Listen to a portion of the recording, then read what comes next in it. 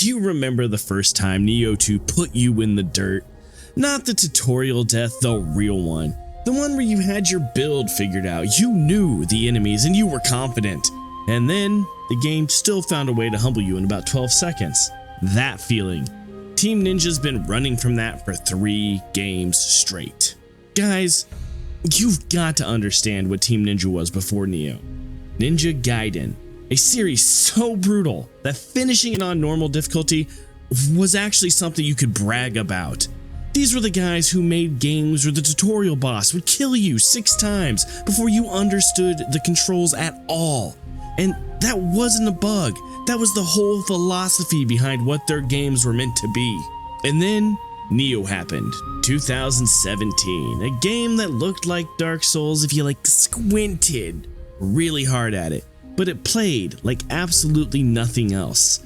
You had your stance switching, your key pulse, 3 different combat systems layered on top of each other before you even hit the second region. It was dense, it was punishing, and it was glorious. So of course, after a game so amazing, Nioh 2 came out in 2020, and somehow it made it better. Now we had burst counters and yokai shifts, soul cores that actually mattered instead of just being inventory clutter. The combat had so many layers that people were still discovering tech 3 years after its launch. That game right there, that is Team Ninja at its absolute peak. And there's not anything any of you can tell me that will change my mind on this one. But you can try. So what made Nioh 2 work? Well, it wasn't just the combat depth, though that was a big part of it. It was that the game treated you like an adult. It didn't explain half of its systems. You figured out confusion damage through trial and error, or you didn't figure it out at all. You discovered that certain soul cores trivialized certain bosses, and the game just let you have that. It trusted you to break it. And break it, a lot of us did. And then there was the tone. Nioh 2 was dark, and not in that I'm 𝐜𝐨𝐬𝐿 dark edgy kind of way. No, genuinely bleak. You're a half yokai wandering through environments that feel cursed, fighting enemies that don't want to be there any more than you do. And the game is oppressive in a way that actually serves the fantasy. You're not the hero, you're just kind of the guy who survived through it all. And that's the magic. Depth plus darkness, mechanically complex writing, wrapped up in a world that does not even smile at you. And everything after this, well, they kept the complexity, mostly, but they started turning the lights on. With Wo Long Fallen Dynasty in 2023, I'm going to say something that might surprise you. It wasn't a bad game. It was a bit weird. The magic system, I was not a fan of that at all, guys. Some of the other systems were a bit tedious, and well, the loot somehow more bloated than Nioh, which is actually kind of impressive. But here's the thing. Wo Long still had that bite. You could not relax in that game because of Lu Bu. And if you played Wo Long, you knew Lu Bu was going to be coming up in this sentence. Lu Bu would end you over and over. You'd walk in feeling good about your build, you'd have your parry timing, your life choices, and Lu Bu would disabuse you of all of that in about 12 seconds. That fight is a masterclass in "You are not prepared." Wo Long was flawed, but it respected a core Team Ninja principle, and that is the game should be able to hurt you. Not inconvenience you, but hurt you. And that's more than I can say for what came next. Ah yes, Rise of the Ronin, 2024. And I platinumed this game. Every single trophy in it, and I need you to understand something. Finishing Rise of the Ronin did not feel like an accomplishment. It felt like I was doing some damn chores. This was Team Ninja chasing the open world trend and losing themselves in the process. But combat's fine. Combat's actually pretty good when you're in a duel. But getting to those moments means wading through hours of checklist nonsense. And the cats. Listen, if your open world game has collect all the cats as a meaningful platinum objective, you've lost the plot and you probably need to go see a psychiatrist. All right, guys, like, seriously, I'm tired of all the collection crap for my trophies. What do you mean I gotta get 101 Korok seeds? Screw you! And on top of that, the difficulty curve in Rise of the Ronin was bizarre. It felt like the game was designed to make sure everyone could finish it, and there's nothing wrong with that in theory, but this is Team Ninja. They built their reputation on games that a lot of people couldn't finish, and that was kind of the point now, wasn't it? And now we're to, well, now with Nioh 3. And look, I haven't beaten it yet, so take whatever I say here with any amount of salt that you want. But I think I've played enough. And the thing that keeps hitting me is how safe it feels.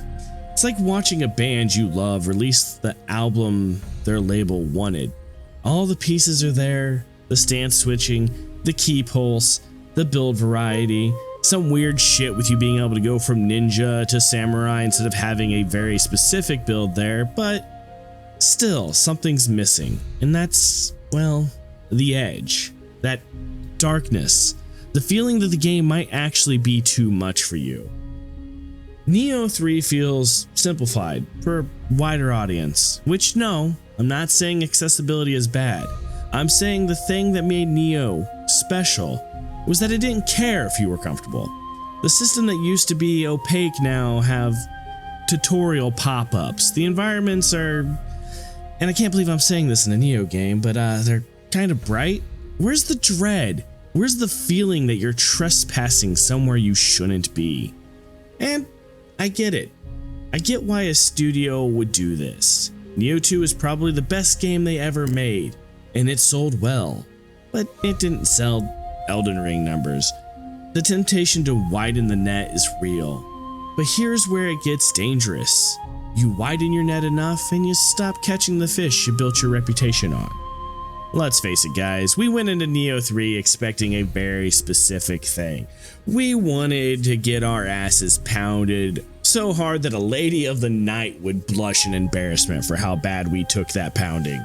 And if you think I'm wrong, yell at me in the comments section, because, I mean, that's what it's there for, guys. But let's face it, as much crap that Elden Ring got for being the easiest Souls game because you had jumping in it, Nioh 3, well, also added jumping, but is way fucking easier. But seriously, the problem isn't that Nioh 3 is bad. It's not bad. The problem is that it's forgettable, boring, simple. And Team Ninja didn't used to make forgettable games. They made games that haunted you, games that you would think about at work the next day, games that made you text your friend at 2 a.m. and be like, okay, dude, what about phase 2 though? How about we do this with our builds? You go Susano build, and I'll go freaking Amaterasu, and we'll see if we can take this guy down. But here's the bottom line, guys. Team Ninja hasn't fallen off a cliff. They've been slowly dialing back the one thing that made them special. Game by game, Nioh 2 was the peak. Maximum depth, maximum darkness, maximum trust that your player would figure it out. Wulong at least had the decency to still hurt you. Rise of the Ronin was a checklist with a fucking parry button. And Nioh 3, from what I've played, is the gentlest Nioh game ever made. They need to sharpen their ninja tools, and I mean that literally. Go back to Ninja Gaiden. Remember what it felt like to make a game that didn't care if the player was comfortable. Nioh 3 is fine. Fine is not what I play Team Ninja games for. I don't want a Nioh that holds my hand. I want a Nioh that breaks my fingers and tells me to try again. That's the studio I fell in love with. That's the studio that made Nioh 2. And that's the studio I hope comes back for whatever they make next. If you've got strong opinions about where Team Ninja peaked, and I know you do, drop them in the comments. Tell me I'm wrong about Nioh 3. Tell me that Rise of the Ronin was secretly brilliant. And I'll be there reading up on those for you. But just don't fucking tell me that the cats were worth it. Anyway, guys, don't forget to like and subscribe, do all the things YouTubers tell you to do, hit that hype button so we can see how high that number can go, and like always, remember, be good to each other. We'll see you in the next video. Peace.